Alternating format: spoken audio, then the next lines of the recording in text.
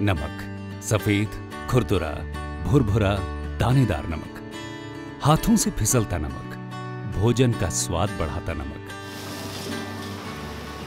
खाने में कितना ही गरम मसाला, जीरा, हींग डला हो, चाहे खाना कितने ही प्यार से बनाया गया हो, बिना नमक के सब अधूरा रहता है। मानो नमक खाने की आत्मा हो। गरीब लोगों के लिए तो अक्सर नमक ही खाने का मसाला होता है।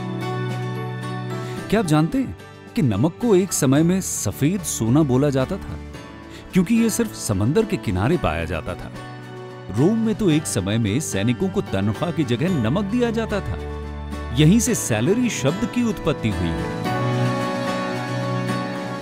यही नहीं, आपको जानकर हैरानी होगी कि इस साधारण से दिखने वाले प्रकृति की देन के हमारे जीवन में 14,000 से भी ज्यादा उपयोग है। चलिए लेकर चलते हैं आपको इस नमकीन और रोमांचक सफर पर, जहां समुद्र से नमक बनाने से लेकर उसमें आयोडीन की सही मात्रा और आयोडाइज्ड नमक बनाने की पद्धति दिखाएंगे। आयोडाइजेशन प्रक्रिया और आयोडीन की कमी से हम सबके स्वास्थ्य पर होने वाले प्रभाव को समझने के लिए हमें आयोडीन के बारे में जानना आवश्यक है। आयोडीन की कमी को मिट्टी का रोग माना गया है। प्राकृतिक आपदाओं जैसे भूक्षरण, बाढ़ आदि से मिट्टी की आयोडीन पानी में घुलकर निकल जाती है, जिससे वनस्पति और उत्पन्न हुए खाद्य पदार्थ में आयोडीन नहीं होता और इसका असर मानव और पशुओं के स्वास्थ्य पर पड़ता है। आयोडीन हमारे मानसिक और शारीरिक विकास के लिए बेहद जरूरी सूक्ष्म पोषक तत्व यानी माइक्रोन्यूट्रिएंट्स में से एक है। एक इंसान के पूरे जीवन काल में 1 चम्मच आयोडीन की आवश्यकता होती है।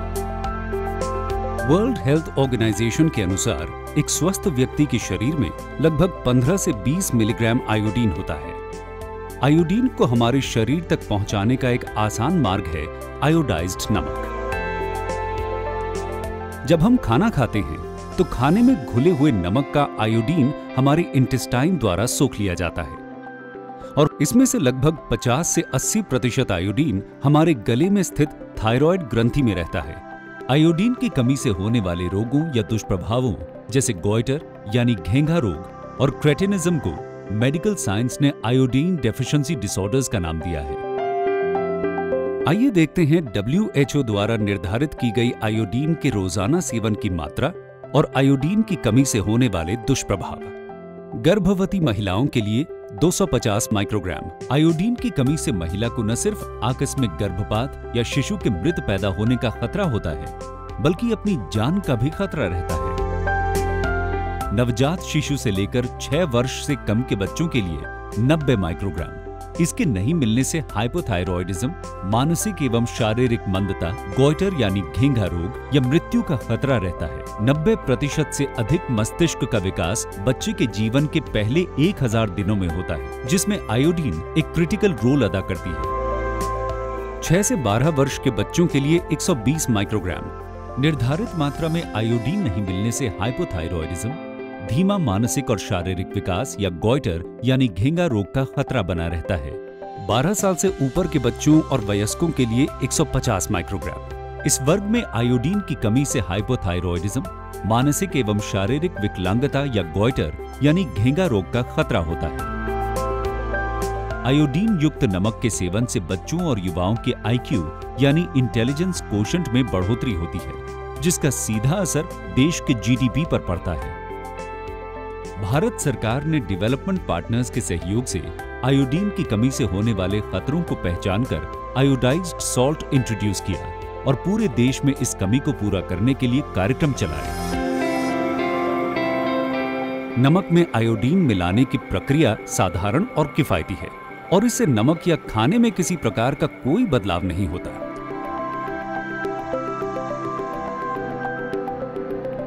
भारत में आयोडीन को नमक में मिलाकर इसको समाज के हर तबके तक पहुंचाने की जरूरत को पहचानने वाला एक प्राथमिक और बेहद महत्वपूर्ण शोध प्रोफेसर वी रामलिंग स्वामी द्वारा हिमाचल प्रदेश के कांगड़ा डिस्ट्रिक्ट में सन 1956 से लेकर 1968 के बीच किया गया था। इस शोध में गॉइटर यानी घेंगा रोग के विस्तार वाले क्षेत्रों को 3 अलग अलग जोन्स में बांट दिया गया था। हर एक जोन में सादा नमक, पोटेशियम आयोडाइड युक्त नमक और पोटेशियम आयोडेट युक्त नमक में से किसी एक प्रकार के नमक का वितरण किया गया था। इस 1 दशकीय शोध से यही बात सामने आई कि आयोडीन की कमी ही मुख्य कारण थी गॉइटर यानी घेंगा रोग जैसी बीमारी के प्रसार के लिए, और भारतीय जलवायु में पोटेशियम आयोडेट और पोटेशियम आयोडाइड युक्त नमक के बीच पोटेशियम आयोडेट युक्त नमक ज्यादा स्थिर है। इस कार्यक्रम का मूल उद्देश्य गॉइटर यानी घेंगा रोग से प्रभावित क्षेत्रों में आयोडाइज्ड नमक की उपलब्धि कराना था। शुरू में ये क्षेत्र केवल पहाड़ी इलाकों तक ही सीमित थे। बाद के अध्ययनों जैसे 1984-86 में ICMR की मल्टी सेंट्रिक 9 स्टेट स्टडी, जो हिमालयन गॉइटर या घेंगा रोग बेल्ट से बाहर थे, से पाया गया कि गॉइटर यानी घेंगा रोग का प्रसार 21% और एंडेमिक क्रेटिनिज्म का 0.7% था। एक और स्टडी में पाया गया कि देश के 324 में से 263 जिले जिसमें सर्वेक्षण किया गया था, वो गॉइटर यानी घेंगा रोग एंडेमिक डिस्ट्रिक्ट थे। राष्ट्रीय गॉइटर यानी घेंगा रोग कार्यक्रम की क्रमांगत उन्नति इस प्रकार है। 1962 में नेशनल गॉइटर कंट्रोल प्रोग्राम यानी NGCP की शुरुआत की गई। 1983 सरकार ने universal salt iodisation USI strategy को अपनाया और निजी क्षेत्रों द्वारा आयोडाइज्ड सॉल्ट के व्यावसायिक प्रोडक्शन की शुरुआत की। 1987 सरकार द्वारा आयोडीन का न्यूनतम लेवल उत्पादन स्तर 30 ppm, वितरण स्तर 15 ppm पर रखा गया। 1992 NGCP का नाम national iodine deficiency disorders control programme NIDDCP में बदला। 1998 सरकार द्वारा बिना आयोडीन वाले नमक की सेल पर नेशनल बैन, जिसे वर्ष 2000 में अस्थायी समय के लिए हटाया गया। 2006 सरकार द्वारा बैन को दोबारा स्थापित किया। 2011 food safety and standard act FSSA 2006 ने prevention of food adulteration act 1954 को अपनाया। 2018 आयोडाइजेशन स्तर बदलकर 20 से 30 ppm उत्पादन स्तर पर और 15 से 20 ppm विवरण स्तर पर निर्धारित किया गया। केंद्रीय सरकार ने इसे food safety and standard authority of India FSSAI के माध्यम से राष्ट्रीय स्तर पर और राज्य सरकार ने food and drugs control administration के माध्यम से राज्य स्तर पर गंभीरता से लागू किया। NIDDCP स्वास्थ्य एवं परिवार कल्याण मंत्रालय द्वारा कार्यान्वित परियोजना है, जिसके अंतर्गत मुख्यतः आयोडाइज्ड सॉल्ट की मांग को बढ़ाना, आपूर्ति को सुनिश्चित करना और जिला स्तर पर आयोडाइज्ड सॉल्ट का सर्वे करना है। पिछले कई वर्षों में राष्ट्रीय स्तर पर आयोडाइज्ड नमक के कवरेज में काफी सराहनीय बढ़ोतरी हुई है। नेशनल फैमिली हेल्थ सर्वे 2 के अनुसार पर्याप्त मात्रा में आयोडाइज्ड नमक का घरेलू इस्तेमाल लगभग 49% था, जो कि इंडिया आयोडीन सर्वे 2018-19 के अनुसार बढ़कर लगभग 76% हो गया।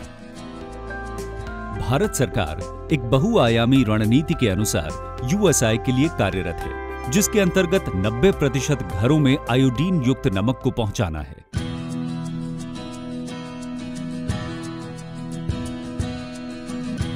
भारत दुनिया का तीसरा सबसे बड़ा नमक उत्पादन करता है। यहाँ हर वर्ष 30 मिलियन मैट्रिक टन नमक का उत्पादन होता है, जिसमें से लगभग 6.7 मिलियन मैट्रिक टन खाने के लिए उपयोग होता है। गुजरात में सबसे ज्यादा 70% नमक का उत्पादन होता है। राजस्थान में 17%, तमिलनाडु में 12% और अन्य सभी प्रदेशों का उत्पादन 1% है। भारत में 473 सॉल्ट आयोडाइजेशन प्लांट्स और 131 रिफाइनरीज हैं, जिनकी कुल उत्पादन क्षमता 22.9 मिलियन मैट्रिक टन है। इन सभी को भारत सरकार के नमक विभाग से मान्यता प्राप्त है। खाद्य नमक के प्रकार। सही तरीके से उत्पादित कच्चे नमक के नमूने में 90 से 96% sodium chloride salt, 1% calcium, 1% magnesium, 1% insoluble पदार्थ और 5 से 8% नमी पाई जाती है। नमक की अशुद्धियों को हटाने के लिए और उसे ज्यादा सफेद और चमकदार बनाने के लिए उसे फैक्ट्रीज में प्रोसेस किया जाता है। इस प्रक्रिया से नमक को उपभोक्ता के लिए ज्यादा आकर्षक और स्वीकृति योग्य बनाया जाता है। इन सुधारों के प्रत्येक चरणों से पूंजी निवेश और उत्पादन लागत में बढ़ोतरी होती है। प्रोसेसिंग तथा वैल्यू चेन में उसके स्थान की दृष्टि से खाद्य नमक को अलग अलग प्रकार में बांटा जाता है, जैसे आयोडाइज्ड क्रिस्टल नमक, आयोडाइज्ड पिसा हुआ नमक, रिफाइंड आयोडाइज्ड नमक या फ्री फ्लो नमक और वैक्यूम इवेपोरेटेड आयोडाइज्ड नमक। नमक में आयोडीन की मात्रा के लिए हर देश के अपने मानक हैं, जो निर्भर करते हैं नमक की प्रति व्यक्ति खपत, क्षेत्र में आयोडीन की कमी का स्तर, नमक को एक जगह से दूसरी जगह ले जाने के दौरान होने वाले आयोडीन की मात्रा में कमी और आयोडाइज्ड सॉल्ट की शेल्फ लाइफ पर। FSSA 2006 के अनुसार आयोडाइज्ड नमक वो क्रिस्टल है जो रंग में सफेद, हल्का गुलाबी या धुंधला मटमैला होता है। इसमें किसी भी प्रकार की सॉल्युबल या इनसॉल्युबल दूषित करने वाली सामग्री जैसे कि मिट्टी, घास, दूषित कण, कोई रसायन आदि नहीं होता है। आयोडाइज्ड नमक के मापदंड कुछ इस तरह से हैं। नमी, बिना सुखाए हुए नमक के वजन के 6% से ज्यादा नहीं। सोडियम क्लोराइड, सूखे हुए नमक के वजन में 96% से कम नहीं। पानी में सॉल्युबल पदार्थ, सूखे हुए नमक के वजन के अनुसार 3% से ज्यादा नहीं। पानी में इनसॉल्युबल पदार्थ, वजन के 1% से ज्यादा नहीं। आयोडीन की मात्रा 20 से 30 ppm उत्पादन स्तर पर और 15 से 30 ppm वितरण श्रृंखला तथा खुदरा स्तर पर। एंटी केकिंग एजेंट FSSA अधिनियम के अंतर्गत पूरे नमक के ढेर के वजन के 2.2% से ज्यादा नहीं होना चाहिए। इसके अलावा जब कैल्शियम, पोटेशियम और सोडियम फेरोसाइनाइड का इस्तेमाल एंटी केकिंग एजेंट के तौर पर होता है तो उनकी मात्रा सूखे तौर पर 10 mg प्रति किलोग्राम से ज्यादा नहीं होनी चाहिए।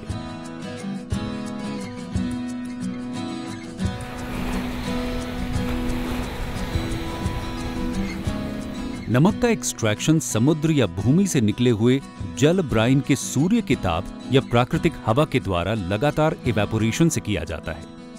इसके लिए खास बनाए गए तालाबों में इवेपोरेशन के लिए लाया गया पानी ब्राइन या लवण घोल के नाम से जाना जाता है। नमक का उत्पादन 2 भागों में बांटा जा सकता है।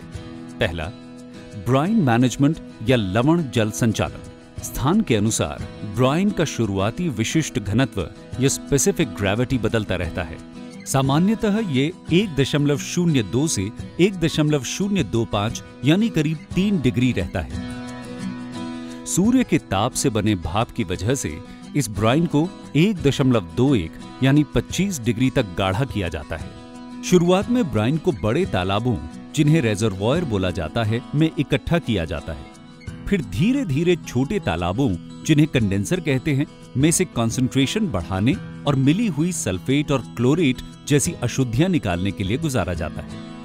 इस ब्राइन के घोल को 20 सेंटीमीटर की गहराई के छोटे तालाबों या क्रिस्टलाइजर्स में रखा जाता है। ब्राइन के 25 से 29 डिग्री तक पहुंचने पर नमक के क्रिस्टल भारी होकर तालाब के तल पर बैठ जाते हैं। बची ब्राइन या बिटन को पंप से बाहर निकाल लिया जाता है। एक बात का ध्यान रखा जाना चाहिए कि नमक बनाने में बिटन का दोबारा इस्तेमाल नहीं किया जाए। इसमें बचे हुए तत्व नमक की गुणवत्ता को कम करते हैं। दूसरा, हार्वेस्टिंग या उत्पत्ति। हमने नमक के खेत तो देखे, अब बारी है नमक को निकालने की। यह नमक के उत्पादन का दूसरा और अंतिम चरण है। इसके लिए नमक की पहली परत को जमने दिया जाता है, जिससे मिट्टी के कण नमक के क्रिस्टल्स में नहीं मिलते। इसके ऊपर की नमक की पपड़ी हाथों से या मशीन से हार्वेस्ट की जाती है, जिसे हम गीला नमक भी कहते हैं। इन क्रिस्टल्स को एक बार फिर ब्राइन से साफ किया जाता है ताकि इसमें घुली हुई सभी अशुद्धियां बाहर निकल जाएं। इसके बाद नमक को ढेरियों में रखा जाता है।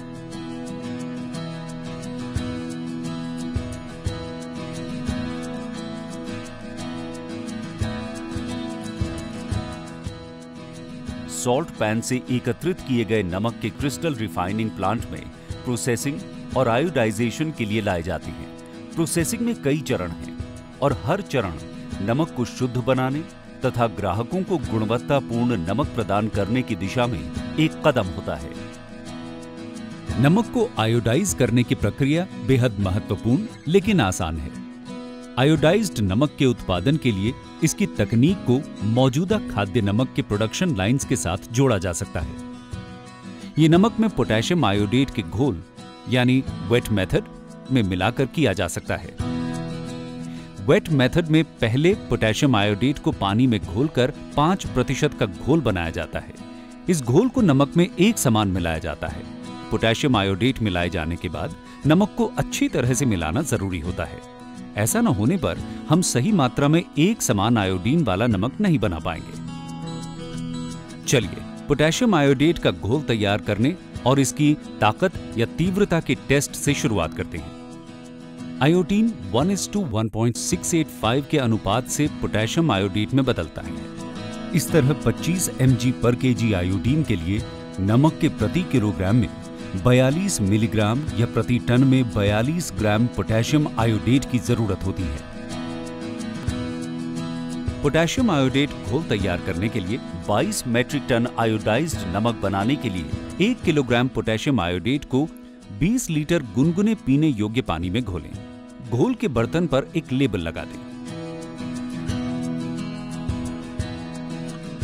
इस घोल को, जिसे 12 घंटे के बाद इस्तेमाल किया जा सकता है, को छान लें, जिससे अगर कोई न घुलने वाला पदार्थ हो तो वो निकल जाए। पोटेशियम आयोडेट घोल की कॉन्सेंट्रेशन का मूल्यांकन करने के लिए 1 मिलीलीटर पोटेशियम आयोडेट सॉल्यूशन लें और इसे वॉल्यूमेट्रिक फ्लास्क में 250 ml डिस्टिल्ड वाटर में मिला लें। आइडियोमेट्रिक फ्लास्क में 25 मिलीलीटर सॉल्यूशन लें।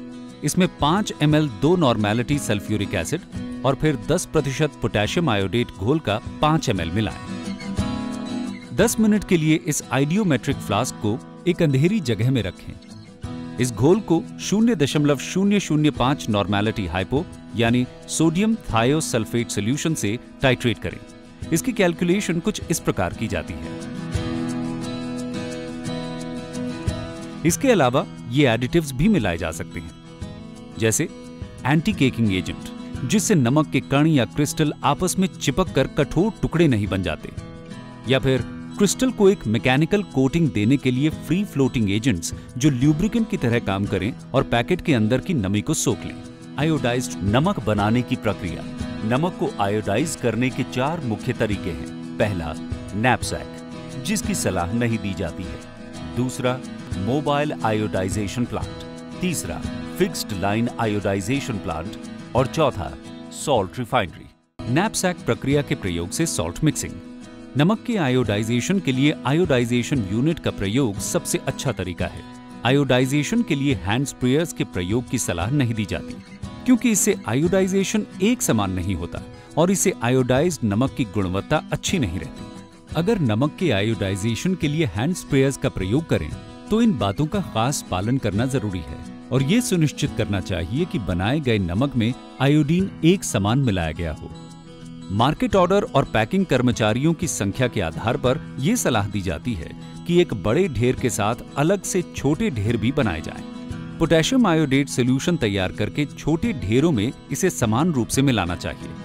नमक की आयोडाइजेशन प्रक्रिया पूरी होने के 30 मिनट बाद ही पैक किया जाना चाहिए। नमक का मशीनी उत्पादन और प्लांट का रखरखाव। हर प्रकार के प्लांट में मुख्यतः सॉल्ट प्रोसेसिंग के 4 चरण होते हैं और हर चरण नमक को ग्राहकों के लिए स्वीकार्य बनाता है। Hopper unit, raw salt processing unit, iodine dosing unit और storage and packaging unit. Mobile iodisation plant, जहां क्रिस्टल नमक बनता है, वहां इस्तेमाल होते हैं। Hopper, crushing unit, iodine dosing unit, iodisation के लिए स्क्रू कन्वेयर और manual packaging line. Fixed iodisation plant, जहां पाउडर नमक बनता है, वहां इस्तेमाल होते हैं। Hopper, raw salt conveyor, drip method वाला आयोडीन डोजिंग यूनिट, जहां बगैर धुला नमक इस्तेमाल होता है। Crushing unit, washing tanks, centrifuge, drip method वाला आयोडीन डोजिंग यूनिट, जहां धुला नमक इस्तेमाल होता है। आयोडाइजेशन के लिए screw conveyor, manual packaging line. Refined free flow salt बनाने वाले प्लांट में होते हैं hopper, raw salt conveyor, crushing units, washing tanks, centrifuge, fluid bed dryer, vibro screens, pin mill, drip method वाला iodine dosing unit, bucket elevator, और packing machines. क्योंकि अब हम प्लांट के बारे में करीब से देख समझ रहे हैं और उसके रखरखाव को समझना चाहते हैं, इसलिए ये समझना जरूरी है कि प्लांट का रखरखाव दो तरह का होता है। एक तो वो जो रूटीन में योजना अनुसार होता है और एक वो जो अचानक हुए ब्रेकडाउन पर किया जाता है।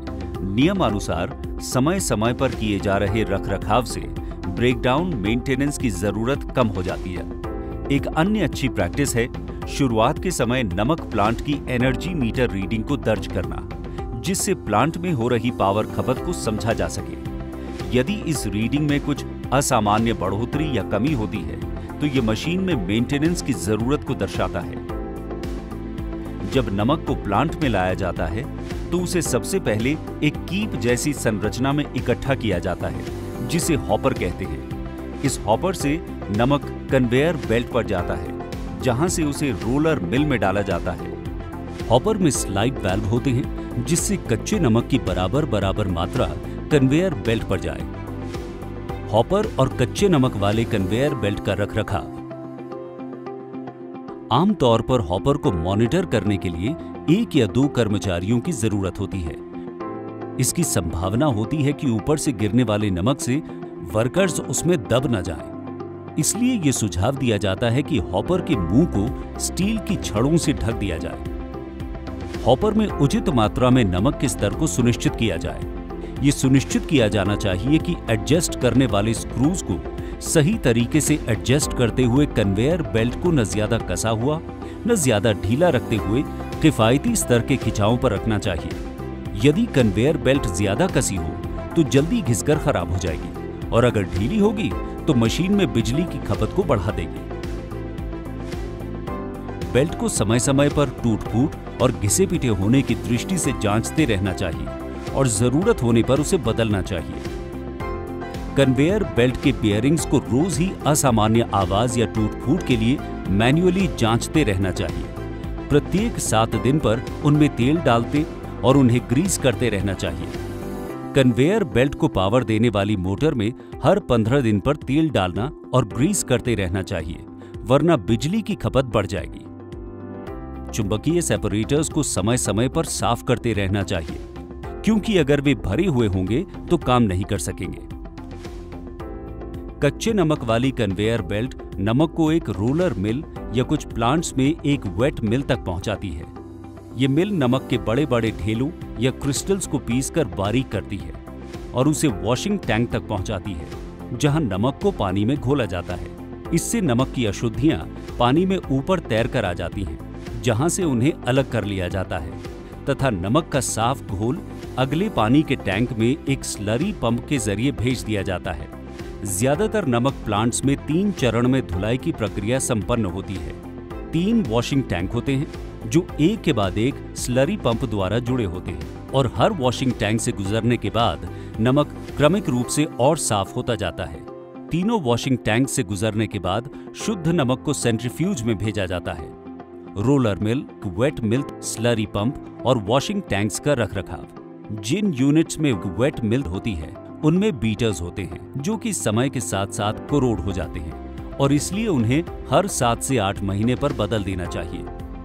बीटर्स को हर हफ्ते अच्छी तरह जांच लेना चाहिए और यदि जरूरत हो तो तभी बदल देना चाहिए। रोलर मिल वाले प्लांट्स में जब भी प्लांट बंद हो, मिल को हर बार साफ करना चाहिए। स्लरी पंप्स में ऑयल के स्तर को रोज मैन्युअली जांचते रहना चाहिए और ऑयल की मात्रा जरा भी कम हो तो उसमें ऑयल डालना चाहिए।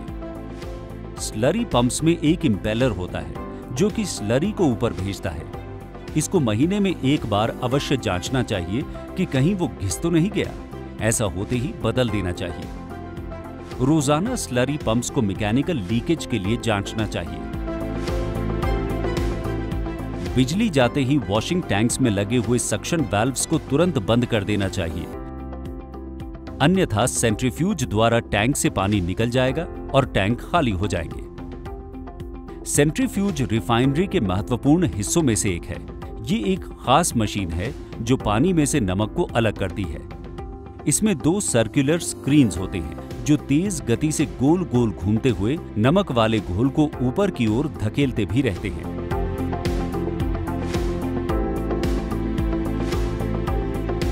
सेंट्रीफ्यूज का रखरखाव। सेंट्रीफ्यूज के हर बार रुकने पर, चाहे बिजली जाने पर या फिर रूटीन तौर पर रोके जाने पर, अच्छी तरह धोकर साफ करना चाहिए। सेंट्रीफ्यूज को हाइड्रोलिक ऑयल से पावर मिलती है, इसलिए ऑयल का स्तर रोजाना चेक करना चाहिए और जरूरत के मुताबिक उसमें ऑयल डालना चाहिए। हाइड्रोलिक ऑयल का तापमान 60 डिग्री से अधिक नहीं जाने देना चाहिए। जब सेंट्रीफ्यूज चलता है तो फ्रिक्शन के कारण ऑयल पतला हो जाता है, जिसके कारण लीकेज होकर ऑयल के नमक में मिल जाने की संभावना बढ़ जाती है। इसलिए सेंट्रीफ्यूज को बहुत सावधानी के साथ लीकेज के लिए चेक करते रहना चाहिए और अगर लीकेज का पता चलता है तो तुरंत मरम्मत करनी चाहिए। सेंट्रीफ्यूज के इन हिस्सों को हर हफ्ते टूट-फूट या कोरोजन के लिए जांचते रहना चाहिए, जैसे स्क्रीन्स, फीड कोन, स्क्रैपर और बेयरिंग। सेंट्रीफ्यूज द्वारा शोधित नमक आयोडाइजेशन के लिए भेजा जाता है। जिन प्लांट्स में फ्लूइड बेड ड्रायर होता है, वहां आयोडाइजेशन नमक को सुखाने के बाद किया जाता है। ज्यादातर आयोडाइजेशन प्लांट्स स्क्रू कन्वेयर्स का इस्तेमाल करते हैं, जिनमें सेंट्रीफ्यूज, ड्रायर या सॉल्ट पैन से आने वाले पिसे नमक पर बूंद-बूंद करके पोटेशियम आयोडेट घोल गिराया जाता है। कुछ प्लांट्स में ढेले बनने से रोकने के लिए एंटी केकिंग मटेरियल भी मिलाया जाता है। स्क्रू कन्वेयर और आयोडाइजेशन यूनिट का रखरखाव। स्क्रू कन्वेयर एक यांत्रिक हिस्सा है, इसलिए इसके मूविंग पार्ट्स को नियमित ऑयलिंग और ग्रीसिंग की जरूरत होती है। मोटर, गियरबॉक्स तथा शाफ्ट में हफ्ते में ऑयलिंग और ग्रीसिंग करनी चाहिए। ध्यान देना जरूरी है कि ऑयल लीक न हो रहा हो, क्योंकि तब इसके नमक में मिल जाने का खतरा है। आयोडाइजेशन यूनिट, पाइप और ड्रिपिंग नोजल को दिन में 2 बार रोजाना नोजल के सिरे पर डिपॉजिट न हो, इसके लिए जांचना चाहिए। यदि उस जमाव या डिपॉजिट को हटाया नहीं गया तो आयोडीन की सही मात्रा नमक में नहीं मिल पाएगी। यदि नमूने की चेकिंग में आयोडीन की ppm मात्रा जरा भी ज्यादा या कम आए तो तुरंत नोजल को जांचना चाहिए और जरूरत होने पर साफ करना चाहिए। अच्छा तो यही होगा कि जब भी जरूरत हो या कम से कम हफ्ते में 1 बार नोजल को पीने योग्य खौलते पानी में 30 मिनट डुबोकर रखा जाए। अगले चरण में नमक को फ्लूइड बेड ड्रायर या फ्लूइडाइज्ड बेड ड्रायर पर ले जाया जाता है, जहां पर नमक को 3 तरह के पंखों की मदद से सुखाया जाता है: hot air fan, cold air fan और exhaust fan. Fluid bed dryer या फ्लूइडाइज्ड बेड ड्रायर का रखरखाव। फ्लूइड बेड ड्रायर को हर 15 दिन पर या जब प्लांट को प्रिवेंटिव मेंटेनेंस के लिए बंद किया जाता है तो साफ पानी से धो देना चाहिए। ड्रायर के तीनों फैन और गर्म हवा वाले रेडिएटर को हवा से हर 15 दिन पर या जब भी प्लांट को प्रिवेंटिव मेंटेनेंस के लिए बंद किया जा रहा हो, साफ करना चाहिए। ड्रायर थर्मिक फ्लूइड ऑयल द्वारा गर्म होता है, जो कि बॉयलर में गर्म किया जाता है। बॉयलर का रखरखाव। बॉयलर को हर 2 से 3 घंटे के अंतराल पर साफ करना चाहिए। 15 दिन के अंतराल पर जब बॉयलर बंद किया जाता है, उसे अंदर से अच्छी तरह साफ करना चाहिए। अंदर लगाए गए फायर ब्रिक्स की जांच करते रहना चाहिए और जरूरत होने पर उसे बदल देना चाहिए। बॉयलर थर्मिक फ्लूइड ऑयल का इस्तेमाल करके ड्रायर को गर्माहट पहुंचाता है। ऑयल स्तर को सावधानी पूर्वक जांचते रहना चाहिए और ऑयल का स्तर कम होते ही उसे भर देना चाहिए। आमतौर पर प्रत्येक वर्ष में 15% तक ऑयल टॉपिंग की जरूरत पड़ती है। फ्लूइड बेड ड्रायर से नमक बड़े आकार के कणों को अलग करने के लिए वाइब्रो स्क्रीन्स तक पहुंचता है। सही आकार के कणों वाले नमक को पैकेजिंग के लिए प्रोडक्शन लाइन पर भेज दिया जाता है, जबकि बड़े आकार वाले कणों को आगे पीसे जाने के लिए पिन मिल पर भेजा जाता है। पिसाई के बाद इन कणों को दोबारा वाइब्रो स्क्रीन्स के जरिए गुजारा जाता है। इस तरह जो सही आकार के कण मिलते हैं, उन्हें इकट्ठा करके प्रोडक्शन लाइन पर पैकेजिंग के लिए भेजा जाता है। वाइब्रो स्क्रीन्स का रखरखाव। कड़े ब्रश द्वारा वाइब्रो स्क्रीन्स को दिन में 1 बार साफ करना चाहिए। वाइब्रो स्क्रीन्स के स्प्रिंग्स और मूविंग पार्ट्स को टूट-फूट के लिए जांचना चाहिए और जरूरत होते ही बदल देना चाहिए। वाइब्रो स्क्रीन्स और पिन मिल से आने वाला नमक बकेट एलिवेटर द्वारा उठाकर पैकेजिंग मशीन तक लाया जाता है। बकेट एलिवेटर का रखरखाव। बकेट एलिवेटर में कई बकेट एक बेल्ट पर लगी होती हैं, जिनका अलाइनमेंट हर महीने जांचा जाना जरूरी है। बकेट एलिवेटर के गियर्स की हर 15 दिनों पर ऑयलिंग और ग्रीसिंग करनी चाहिए। बकेट एलिवेटर से नमक पैकिंग मशीन्स तक लाया जाता है, जहां से विभिन्न आकार के पैकेट्स में उसे पैक कर दिया जाता है। पैकिंग मशीनों का रखरखाव। पैकिंग मशीनों की हर 15 दिनों पर ऑयलिंग की जानी चाहिए और दिन में एक बार कंप्रेस्ड एयर से साफ करना चाहिए। नमक के सैंपल इकट्ठे करने की विधि। पैकेजिंग एरिया से हर 2 घंटे में एक सैंपल लें। इन सैंपल्स को आइडियोमेट्रिक टाइट्रेशन के जरिए आयोडीन के लिए टेस्ट किया जाना चाहिए। पैकेजिंग एरिया से हर 8 घंटे में एक सैंपल लें और इन्हें नमी तथा कणों के आकार के लिए जांचें। अगर परीक्षण के दौरान नमक स्टैंडर्ड पर सही नहीं उतरता तो उसे खारिज किया जाना चाहिए। उसे मार्किंग के लिए तभी पास किया जाना चाहिए जब उसमें से लिया गया सैंपल सभी स्टैंडर्ड्स, जिसमें आयोडीन कंटेंट भी शामिल है, पर खरा उतरे। इसके अलावा पूरे दिन के सैंपल को इकट्ठा किया जाना चाहिए और फिर उनको आपस में मिलाकर एक कॉम्पोजिट सैंपल तैयार करके इसकी भी सभी मापदंडों पर जांच होनी चाहिए। अगर किसी भी स्टैंडर्ड पर यह खरा न उतरे तो उस दिन के सारे उत्पाद को मार्किंग के लिए अयोग्य घोषित किया जाना चाहिए। उपकरणों का रखरखाव हमें प्रभावशाली आयोडाइजेशन में मदद करता है। इस प्रक्रिया से बनाए हुए नमक की गुणवत्ता बनाए रखने के लिए मापदंडों के अनुसार पैकेजिंग करना बहुत जरूरी है। पैकेजिंग की सामग्री और उस पर होने वाली लेबलिंग अत्यंत महत्वपूर्ण है। इसमें होने वाली कोई भी खामी food and drugs control administration द्वारा नियमित FSSA 2006 के अंतर्गत आपको भारी जुर्माने और दंड का पात्र बना सकती है। आमतौर पर पैकेजिंग मटेरियल 3 प्रकार के होते हैं। पहला, LDPE, नमक की थैलियों या पाउचेस के लिए कम घनत्व का प्लास्टिक जिसकी नमी भेदता कम हो। दूसरा, HDPE या ज्यादा घनत्व का प्लास्टिक। और तीसरा, PP laminated pouch. LDPE pouch जिसके ऊपर पॉलीप्रोपिलीन लैमिनेशन हो। 2 किलोग्राम या उससे कम नमक की थैली में आयोडीन सबसे ज्यादा अच्छे तरीके से सुरक्षित रहता है, क्योंकि इसमें आयोडीन, ऑक्सीजन और नमी के मिलने की गुंजाइश सबसे कम होती है। FSSA packaging and labelling regulations 2011 के अंतर्गत हर एक खाद्य पदार्थ की लेबलिंग इस तरह होनी अनिवार्य है। खाद्य पदार्थ का नाम, शाकाहारी होने का प्रमाण, पोषक तत्वों की जानकारी, उसमें उपयोग होने वाली सामग्री, खाद्य सामग्री से जुड़े एडिटिव्स की जानकारी, पदार्थ की पूरी मात्रा, मैन्युफैक्चरिंग और पैकेजिंग की तिथि, कोड नंबर, लॉट नंबर और बैच नंबर, उत्पादनकर्ता का पूरा नाम और व्यावसायिक पता, उपयोग में लाने की आखिरी तिथि, जिस देश में उसका उत्पाद हुआ उसका नाम और अंत में उपयोग करने की विधि। इन सब के साथ एक स्माइलिंग सन का लोगो, जो कि आयोडाइज्ड नमक की पहचान है, भी होना चाहिए। नमक के ज्यादातर उत्पादकों की माने तो नमक का संग्रह और उसे बाजार तक भेजने का सफर बहुत महत्वपूर्ण होता है।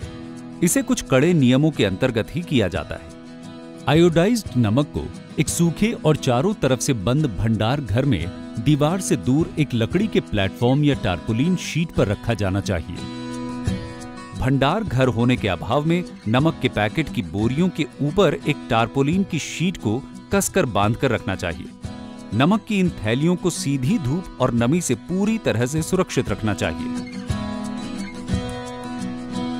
नमक के वितरीकरण के समय फर्स्ट इन फर्स्ट आउट यानी FIFO का तरीका अपनाने से भंडार घर में नमक ज्यादा समय तक नहीं रहेगा और खराब होने से बचेगा। भंडारण गृह का रोजाना रखरखाव भी एक महत्वपूर्ण कार्य है, ताकि मेहनत से बना हुआ नमक लोगों तक सुरक्षित रूप से पहुंच सके।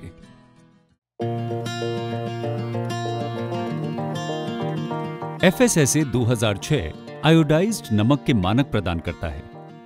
क्वालिटी एश्योरेंस और क्वालिटी कंट्रोल 2 बहुत महत्वपूर्ण प्रक्रियाएं हैं जो स्टैंडर्डाइज्ड उत्पाद सुनिश्चित करती हैं। क्वालिटी एश्योरेंस प्रक्रिया ये निश्चित करती है कि सभी उत्पाद या सर्विस अनिवार्य उत्पादन मानक में खरे उतर रहे हैं या नहीं।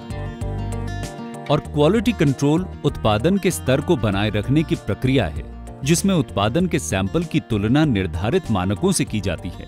अच्छे उत्पादक प्रैक्टिसेस का अमल करना, नियमित फैक्ट्री रखरखाव, गुणवत्ता आश्वासन और गुणवत्ता नियंत्रण ये सुनिश्चित करने के लिए महत्वपूर्ण है, जिससे हम अंतिम उत्पाद की गुणवत्ता उत्पाद मानकों का पालन कर सकते हैं। हर एक क्वालिटी कंट्रोल लेबोरेटरी का अपना क्वालिटी एश्योरेंस प्रोटोकॉल होता है। जिसमें रिएजेंट की नोन वैल्यू सैंपल टेस्टिंग और लेवी-जेनिंग ग्राफ प्लॉटिंग शामिल होते हैं। इस प्रक्रिया में हम 1 किलोग्राम एक समान से आयोडाइज्ड रिफाइंड नमक से 10 सैंपल्स की उनके आयोडीन कंटेंट के लिए जांच करते हैं और उनका +-2 स्टैंडर्ड डिविएशन कैलकुलेट करते हैं।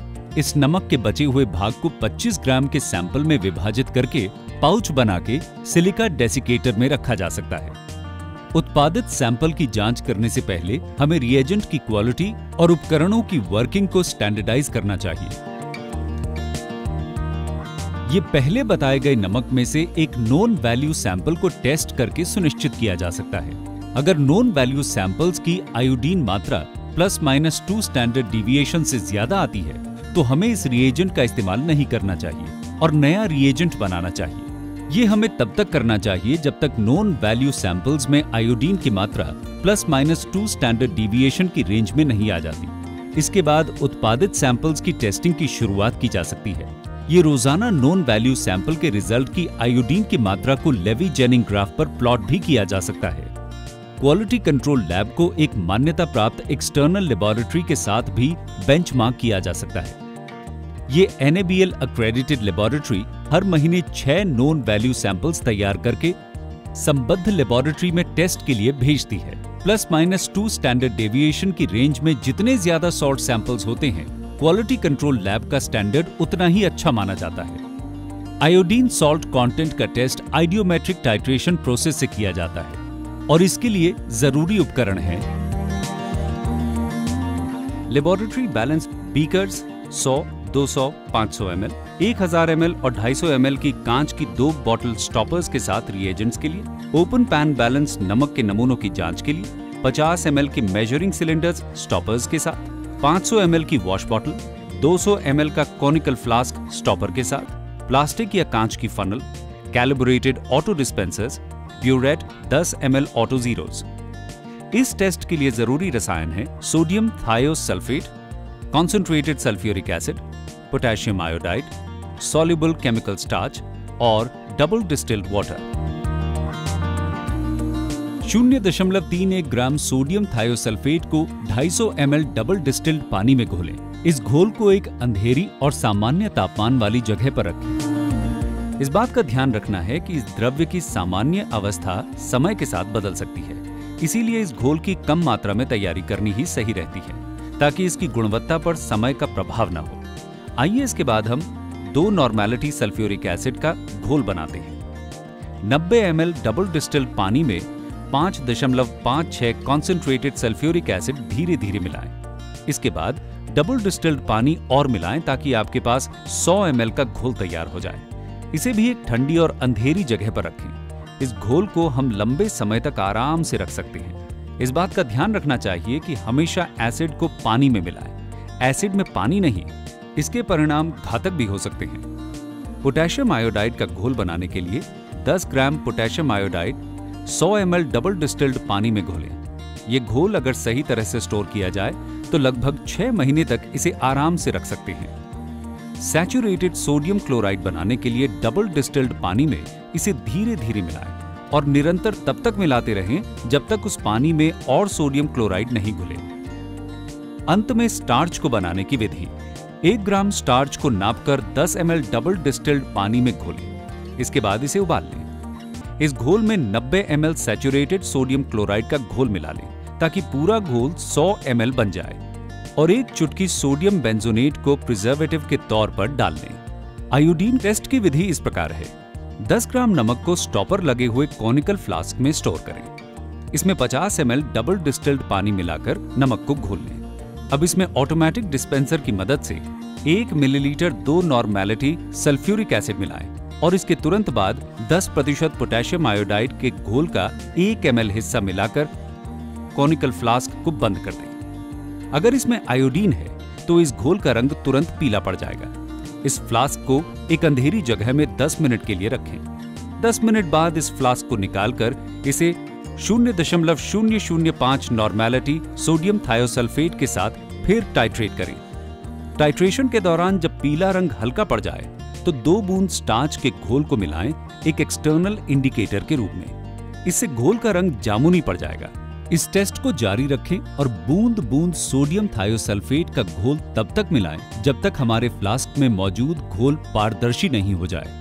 इसके बाद ब्यूरेट रीडिंग को नोट करें। ब्यूरेट रीडिंग को नोट करने के बाद हम इस घोल में आयोडीन के ppm को जांचेंगे। ब्यूरेट की रीडिंग को 10.58 से गुणा करके जो उत्तर आता है उसे हम आयोडीन प्रति ppm मात्रा मानते हैं। इस प्रयोग में कुछ बातों का ध्यान रखना अत्यंत आवश्यक है। स्टार्च के घोल को टाइट्रेशन की क्रिया के अंत में डालें जब बहुत ही कम मात्रा में आयोडीन बचा हो और घोल बहुत ही हल्के पीले रंग का हो। अगर स्टार्च को हम पहले डाल देंगे तो आयोडीन स्टार्च का घोल बहुत गाढ़ा होकर सोडियम सल्फेट से बहुत धीरे रिएक्ट करेगा और हमें एक बढ़ी हुई रीडिंग जो कि गलत होगी मिलने की पूरी संभावना रहती है। टाइट्रेशन को ठंडे कमरे में करना चाहिए क्योंकि आयोडीन एक परिवर्तनशील पदार्थ है और स्टार्च प्रमाणक की सेंसिटिविटी तापमान के बढ़ने से कम होती जाती है। टाइट्रेशन से पहले इस घोल को 10 मिनट के लिए ठंडी और अंधेरी जगह पर रखना चाहिए क्योंकि एक, पोटेशियम आयंस और ऑक्सीडेंट के बीच में होने वाला रिएक्शन काफी धीमी गति से होता है और दूसरा, सूर्य के प्रकाश से आयोडाइड आयंस रीऑक्सीडाइज होकर फिर से आयोडीन बन सकते हैं।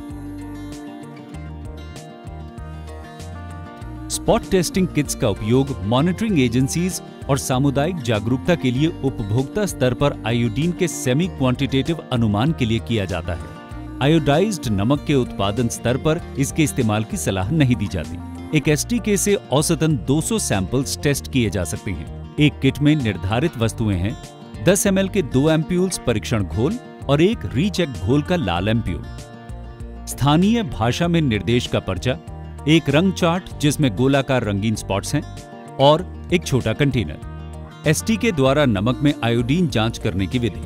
किट के साथ दिए गए कंटेनर को नमक से भरें। परीक्षण घोल एम्प्यूल की सील को एक सुई से छेद करके खोल दें और इस द्रव्य की एक बूंद नमक पर डालें। नमक में मौजूद आयोडीन के अनुपात से नमक हल्का या गहरा नीला या गहरा बैंगनी हो जाएगा। नमक के इस बदले रंग की तुलना रंग चार्ट में दिखाए गए आयोडीन की रेंज से करें और आयोडीन के स्तर का आकलन करें। अगर नमक में एल्कलाइन एजेंट मौजूद है तो नमक में आयोडीन होते हुए भी इसका रंग नहीं बदलेगा। इस अवस्था में रेड एम्प्यूल की 2 बूंद नमक पर डालें और नमक की इस विधि से दोबारा जांच करें।